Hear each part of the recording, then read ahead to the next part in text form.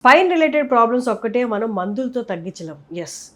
ఇప్పటికీ మనం టాబ్లెట్స్ వేసుకుంటే అది టెంపరరీ రిలీఫ్ మాత్రమే వెన్నుపూస రిలేటెడ్ సమస్యలకి. పర్మనెంట్ రిలీఫ్ అంటే బాగా తీవ్రమైన తర్వాత సర్జరీ ఒకటే. సర్జరీ అంటే చాలామంది వెన్నుపూస సర్జరీ అంటే వీపునంతా ఇలా కోసేసి లోపల సర్జరీ చేస్తారనుకుంటారు. అవి పూర్వకాలం. ఇప్పుడు చాలా సింపుల్ సర్జరీ అనగానే మీరు అస్సలు భయపడాల్సిన అవసరం లేదు. ఇప్పుడు చేసుకుంటే గంటలో మీరు లేచి నడవచ్చు. ఇంతకుముందు ఉన్న పెయిన్ కూడా ఇప్పుడు ఉండదు. Just keyhole surgery, minimum invasive surgery అంటారు. అదేంటో డాక్టర్ గారిని అడిగి తెలుసుకుందాం. మనతో ఉన్నారు డాక్టర్ శ్యామ్ సుందర్ గారు ఫ్రమ్ జెమటీన్ హాస్పిటల్స్. నమస్తే సార్. నమస్తే అండి. Spine surgery, minimum invasive surgery అంటే ఏంటి సార్? ఫస్ట్ సర్జరీ అనగానే స్పైన్ అనగానే అమ్మో స్పైన్ సర్జరీయా, నో వి డోంట్ వాంట్ అనే ఫీలింగ్లో ఉంటారు. వై బికాజ్ ప్రీవియస్ డేస్లో స్పైన్ సర్జరీ అనే దాంట్లో అంత డెవలప్మెంట్ లేదు, ఎక్విప్మెంట్ లేదు, ట్రైనింగ్ లేదు. So they use to do with big incisions, they use to cut from below to above and they use to do lot of dissection. ఒక lumbar spine surgery చేయాలంటే they use to start from below counting S1 నుంచి నెమ్మదిగా they have to count above and do the surgery. So they used to do big incisions. That time there is no technology. So recovery కూడా చాలా slow ఉండేది, lot of pain ఉండేది, technology లేదు, training లేదు, కాబట్టి complications కూడా చాలా ఎక్కువ ఉండేది స్పైన్ సర్జరీలో. అంటే కాళ్ళు పడిపోతాయి, బెడ్డెన్ అయిపోతారు, మళ్ళీ లేసి నడవలేరు, ఇలాంటివన్నీ చాలా ఉండేది. But now days we have very good development in spine surgery. We moved up to robotics in spine surgery also, including endoscopic spine surgery, microscopic spine surgery.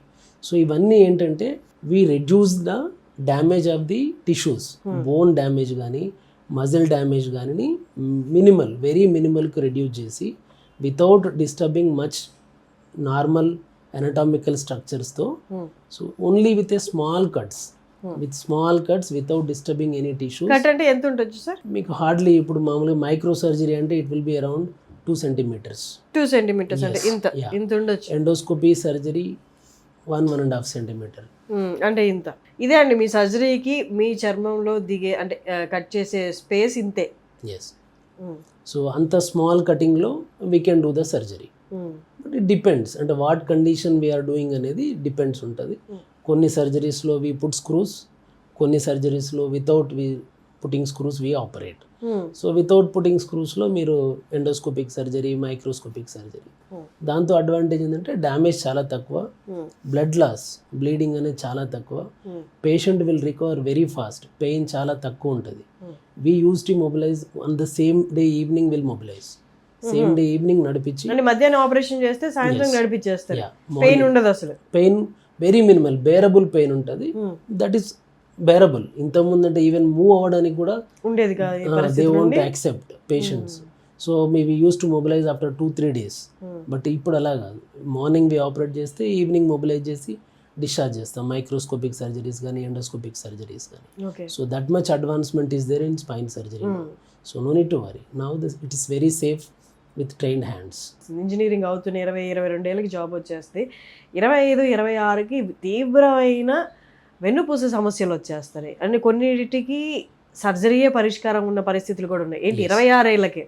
కానీ అలాంటి కేసులు అంటే 26 ఏళ్ళకి ఇంకా పెళ్లి కాకుండా ఉన్న వాళ్ళకి సర్జరీ సజెస్ట్ చేస్తారా?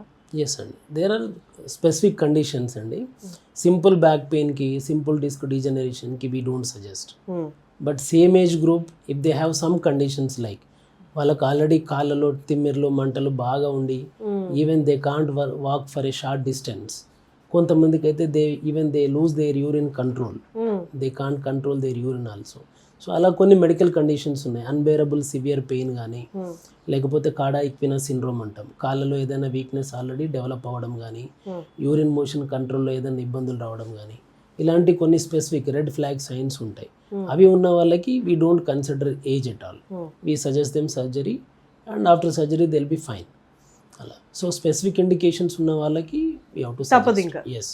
ఫర్ ఎగ్జాంపుల్ అదే ఫీమేల్ అనుకోండి సార్, ఒక పెళ్లి కానీ స్త్రీ అంటే నార్మల్గా పెళ్ళి అయిన తర్వాత చిల్డ్రన్ని బేర్ చేయాల్సి వస్తుంది, ప్రెగ్నెన్సీ వస్తుంది, అలాంటి వాళ్ళకి స్క్రూ సర్జరీ అలాంటివి చేయాల్సి వస్తే చేస్తారు. స్క్రూస్ అనేవి it's only basically made up of titanium. అది మన బాడీతో రియాక్షన్ ఉండదు, ఇనర్ట్ మెటీరియల్ అంటారు. సో అది స్క్రూస్ వేయడం వల్ల మనకు బాడీలో పెద్దగా చేంజెస్ ఏమి ఉండవు. బట్ ఇక్కడ మల్టిపుల్ లెవెల్స్లో అంటే చాలా స్క్రూస్ వేసి మల్టిపుల్ లెవెల్స్లో కనుక మనం సర్జరీ చేస్తే వాళ్ళ బెండింగ్ కొన్ని మూమెంట్స్ అనేవి రెస్ట్రిక్ట్ అవ్వచ్చు. అంటే ప్రెగ్నెన్సీ టైంలో ప్రాబ్లం ఏం రాదా సార్? పొట్ట పెరిగినప్పుడు వెన్నుపూస మీద సమస్యలు ఏం పడవా? ఏం రావండి, it's very safe. Screws are very safe. With screws కూడా మీరు నార్మల్గా ప్రెగ్నెన్సీ డెలివరీ అంతా మీరు నార్మల్ పీపుల్ ఎలా అయితే క్యారీ చేసుకుంటారో అలా చేసేసుకోవచ్చు. ఓన్లీ థింగ్ ఏంటంటే స్క్రూస్ ఉన్నప్పుడు కొంతమంది ఎనస్థీషియా ఇవ్వడంలో, నడుములో ఇంజెక్షన్ ఇస్తారు కదా, అది ఇవ్వడంలో ఏదైనా కొంచెం ఇబ్బంది ఉంటే they will give other modalities of anaesthesia, అంతేగాని సర్జరీ వైజ్గా కానీ డెలివరీ వైజ్గా కానీ పోస్ట్ అండ్ ప్రీ డెలివరీ అలాంటి వాటిలో ఏం ఇష్యూస్ ఉండవు. They can do everything normal. జెమటిన్ హాస్పిటల్లో నెలకి ఎంతమంది వస్తుంటారు సార్ ఇలాంటి స్పైన్ సర్జరీ గురించి? We see lot of patients, 20-25 patients per day will see spine OP అండి. But in that only around 5 to 10 patients need surgical indications. So according to their requirement we do the surgeries and most of the patients will get better. So మీరు కూడా సమస్యలతో అంటే వెన్నుపూస సమస్యలతో ముఖ్యంగా బాధపడుతుంటే జెమటిన్ హాస్పిటల్లో మీరు చూపించుకోవచ్చు. కింద డిస్ప్లే అవుతున్న నెంబర్కి కాల్ చేసి మీరు అపాయింట్మెంట్ తీసుకోవచ్చు.